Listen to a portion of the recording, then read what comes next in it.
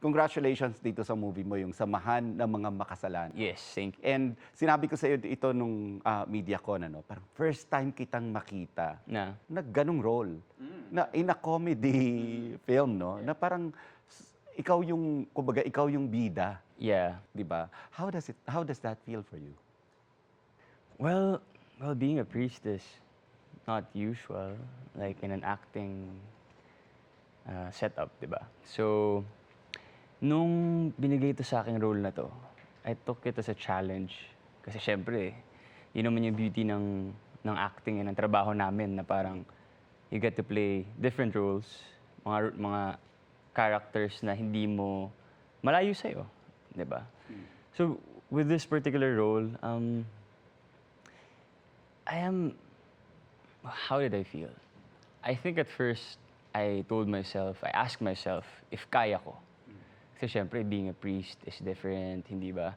And of course, yung challenge naman nun, as an actor, is kung paano mo siya mapoportray na entertaining pa din. Di ba? Pero, since marami naman kami dito, I'm surrounded by comedians, magaling na actors and actresses. So, yeah, I mean, hindi naman siya naging problema, hopefully. Merong matututunan dito sa comedy film na ito. And this is showing sa Sabado de Gloria. And Yeah, time, I mean, April of course, 19. Holy Week pa rin yun. Yeah.